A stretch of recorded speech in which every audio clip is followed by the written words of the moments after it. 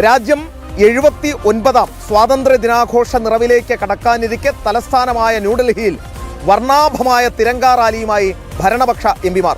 ഹർ ഘർ തിരങ്ക 2026 പ്രചാരണത്തിന്റെ ഭാഗമായി NDA എംപിമാർ ഭാരത് മണ്ഡപത്തിൽ നിന്നും ഇരുചക്രവാഹന റാലി സംഘടിപ്പിച്ചു.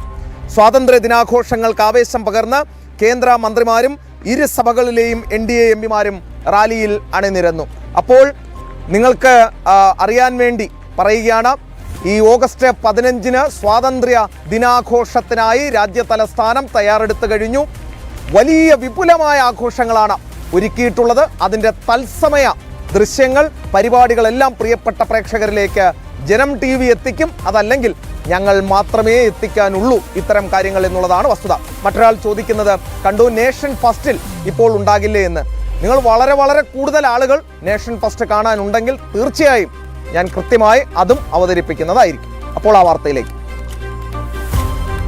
സ്വാതന്ത്ര്യദിന ആഘോഷത്തിന് ദിവസങ്ങൾ മാത്രം ശേഷിക്കെയാണ് കേന്ദ്ര സർക്കാരിന്റെ ഹർ ഘർ തിരങ്ക പ്രചരണത്തിന് തുടക്കം കുറിച്ചുകൊണ്ട് NDA എംപിമാർ ഡൽഹിയിൽ തെരുവിലിറങ്ങിയത്. പ്രകൃതി മൈതാനത്തെ ഭാരത് മണ്ഡപത്തിൽ നിന്നും ആരംഭിച്ച റാലിയിൽ കൈകളിൽ ദേശീയ പതാകയേന്തി നൂറുകണക്കിന് ജനപ്രതിനിധികൾ പങ്കെടുത്തു. രാജ്യത്തിന്റെ വൈവിധ്യവും ഐക്യവും വിളംബരം ചെയ്യുന്നതായിരുന്നു റാലി. ഓരോ വീടുകളിലും ദേശീയ പതാക ഉയർത്തുക എന്ന സന്ദേശം ജനങ്ങളിലേക്ക് എത്തിക്കുന്നതിനാണ് ജനപ്രതിനിധികൾ തന്നെ നേരിട്ട് പ്രചാരണത്തിന് നേതൃത്വം നൽകുന്നത്. ത്രിവർണ്ണ പതാക തങ്ങളുടെ വീടുകളിൽ ഉയർത്തി സ്വാതന്ത്ര്യദിന ആഘോഷങ്ങളിൽ പങ്കാളികളാകാൻ നേതാക്കൾ ജനങ്ങളോട് അഭ്യർത്ഥിച്ചു. സ്വാതന്ത്ര്യദിനത്തോടനുബന്ധിച്ച് ഡൽഹിയിലും രാജ്യത്തിന്റെ വിവിധ ഭാഗങ്ങളിലും കടുത്ത സുരക്ഷാ ക്രമീകരണങ്ങളാണ് ഏർപ്പെടുത്തിയിരിക്കുന്നത്. അതിനിടെ NDA എംപിമാരുടെ തിരങ്ക റാലി ഡൽഹിയിൽ സ്വാതന്ത്ര്യദിന ആഘോഷങ്ങളുടെ ആവേശം വാനോളം ഉയർത്തിയിരിക്കുകയാണ്. ജനം, ഡൽഹി.